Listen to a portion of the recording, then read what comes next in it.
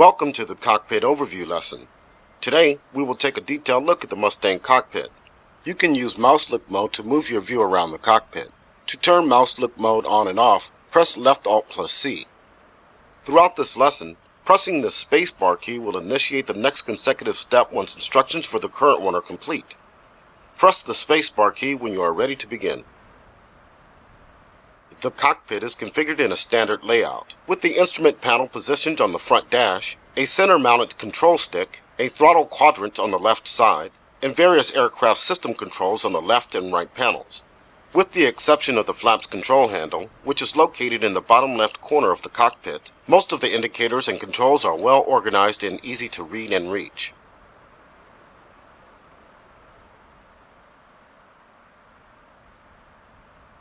Moving on to the instrument panel, the upper left corner houses the remote indicating compass. The compass unit is installed inside the left wing and transmits magnetic readings electrically to the cockpit indicator. Using a remote compass avoids the magnetic effects caused by armor plating around the cockpit, experienced by a standard magnetic compass. The remote indicating compass includes a heading needle, which shows the current heading, and a desired heading needle, which can be turned using the indicator knob to set a desired course reference on the indicator. To turn the knob, you can simply roll the mouse wheel over it.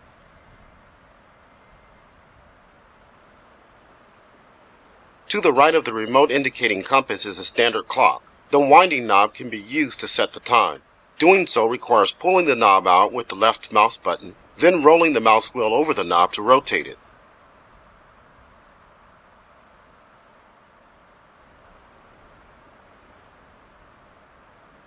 The suction gauge indicates the amount of pressure in inches of mercury being generated by the engine vacuum pump. Vacuum pressure is used by a number of vital instruments, including the flight indicator, bank and turn indicator, and the directional gyro. A suction reading above or below normal means the readings of these indicators are unreliable. Next is the manifold pressure indicator. This is one of the primary instruments used in flight, and together with the tachometer or engine RPM indicator is your main reference of engine power. The manifold pressure indicator shows gas pressure inside the engine induction system prior to entering the cylinders.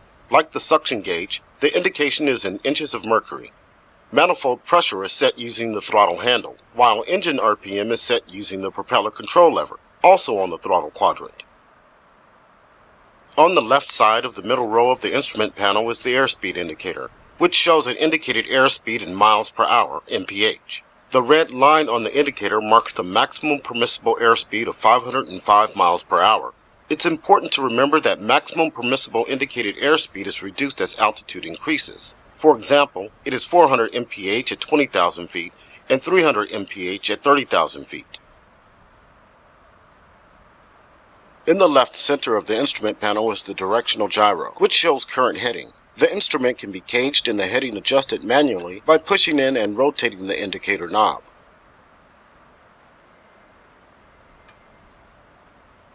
In the center right of the instrument panel is the flight indicator, which shows the aircraft's roll and pitch attitude relative to the horizon. The indicator is limited to 60 degrees in pitch and 100 degrees in roll. The instrument can be caged or uncaged using the caging knob in the lower right corner of the indicator. The horizon level can be adjusted vertically using the pitch adjust knob. To the right of the flight indicator are two temperature gauges, the coolant temperature gauge above and the carburetor air temperature below. It's important to monitor these instruments in flight, as temperatures rising above normal may lead to serious engine problems, such as detonation and pre-ignition. On the right side of the middle row of the instrument panel is the tachometer. This instrument indicates engine speed in revolutions per minute, RPM. The pilot controls engine speed using the propeller control lever on the throttle quadrant. A propeller governor system automatically adjusts propeller pitch angles to maintain the RPM set by the pilot. Typical RPM settings in flight will be between 1,800 and 3,000 RPM. Moving to the bottom row of the instrument panel, the left corner houses the altimeter. The altimeter shows barometric or pressure altitude using a 3-needle system. The shortest needle shows altitude in tens of thousands of feet, the middle needle in thousands of feet, and the longest needle in hundreds of feet. The indicator knob is used to adjust the sea level reference pressure in inches of mercury to ensure an accurate altitude reading over a desired location where the sea level air pressure is known. Next is the bank and turn indicator, primarily used to maintain coordinated flight and minimize side slip. The vertical needle of the instrument indicates turn rate, and the slip ball indicates side slip or side skid. In flight, the pilot maintains the ball's center by using stick and rudder controls or aileron and rudder trim. Flight trim is very sensitive to changes in engine power and airspeed, so constant attention must be paid to the bank and turn indicator in order to fly as efficiently as possible. To the right is the rate of climb indicator, which shows the climb rate in thousands of feet per minute. Further to the right is the accelerometer, or G meter. This indicator shows the G load factor experienced by the aircraft, as well as two additional needles that show the maximum and minimum G loads attained since the instrument was last reset. The instrument includes a reset button used to reset the needles to 0. Finally, on the very right is the engine gauge. This instrument includes 3 indicators: the oil temperature gauge, oil pressure gauge, and the fuel pressure gauge. Moving below the instrument panel, the engine control panel includes a number of important engine controls. These include supercharger blower switch, sets the supercharger to low, high, or automatic blower modes. Normally this should be set to auto. The jewel light indicator lights up when the supercharger kicks into high blower mode. Fuel booster switch, turns the fuel booster pumps on and off. Oil dilute switch, used to dilute the oil with gasoline, which may be necessary when starting in cold temperatures. Starter switch, used to turn the engine prior to ignition during startup. Primer switch, used to feed fuel to the engine through the fuel primer system during startup. To the right are the 2 landing gear warning lights. These indicate safe or unsafe states of the landing gear. For example, the unsafe red light will be on if the gear doors are open but the landing gear is unlocked. Adjacent to the landing gear warning light is the parking brake handle. Setting the parking brake requires the following steps. Pull out and hold the parking brake handle. Fully depress and release the brakes. Release the parking brake handle. Releasing the parking brake only requires a press of the brake pedals.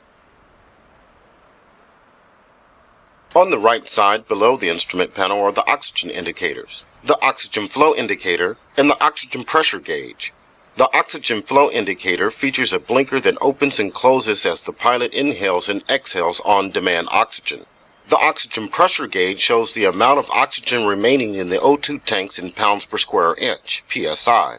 A normal reading is 400 psi. Just below the instrument panel is the front switch panel, which includes a variety of important controls.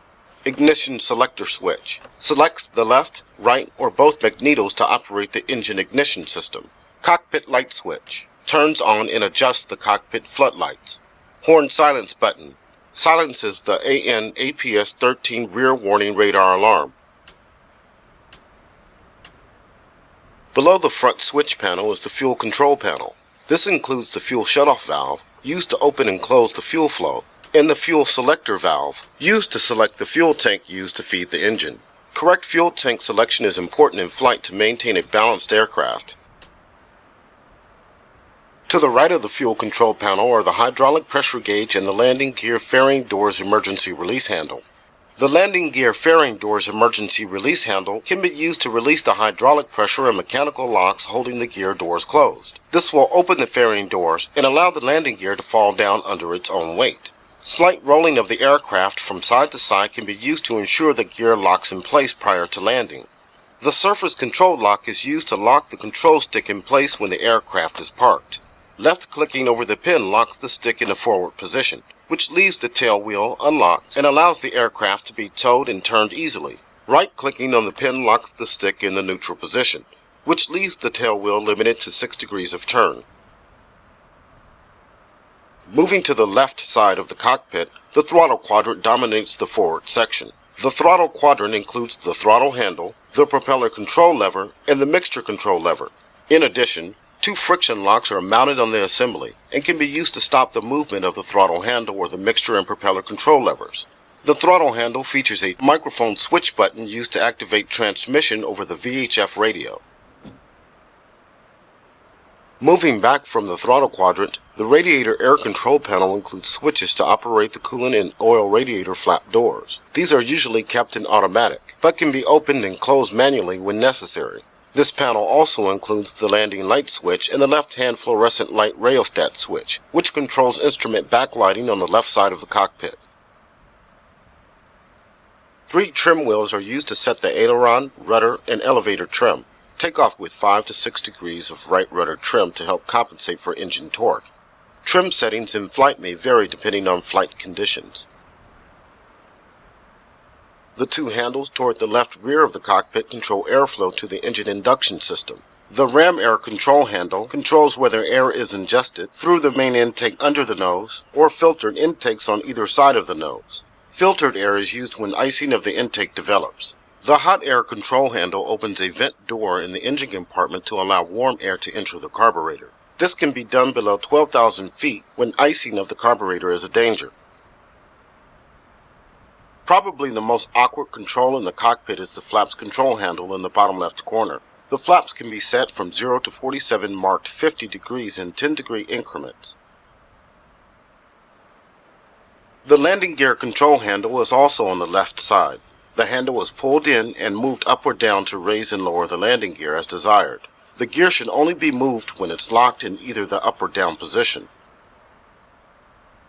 Now moving on to the right side of the cockpit, we have 2 canopy controls. The canopy is rolled open and closed by turning the canopy hand crank. The red handle is the emergency canopy release. When pulled, this will unlock the canopy and it will fly off into the slipstream.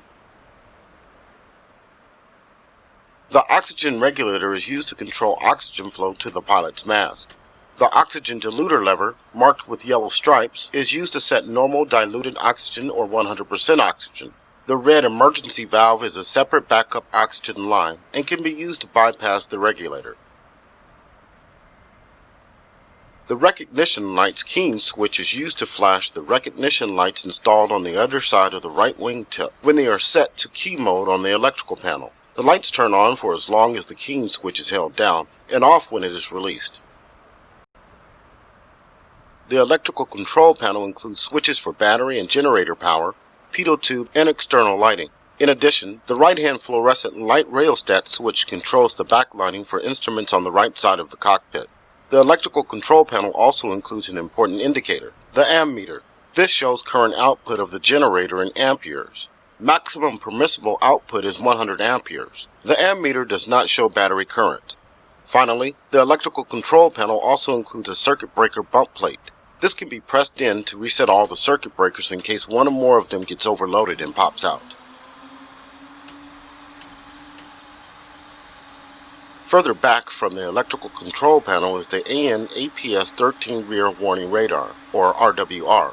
This device sounds an alarm when an object is detected behind the aircraft to warn the pilot of a possible threat approaching from the rear.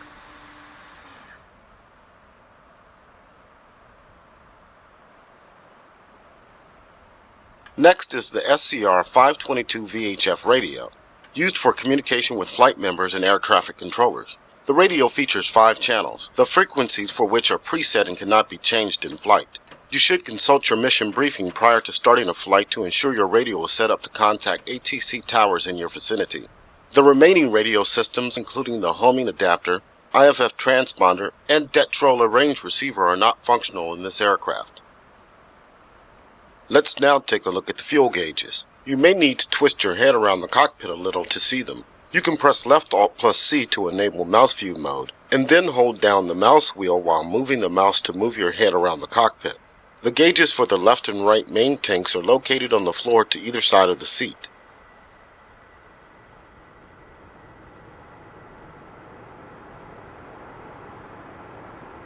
Finally, the area under the seat also houses cockpit environmental controls, including windshield defrosting and cockpit heating and cooling. This concludes the cockpit overview lesson. Next time, we'll learn how to start her up.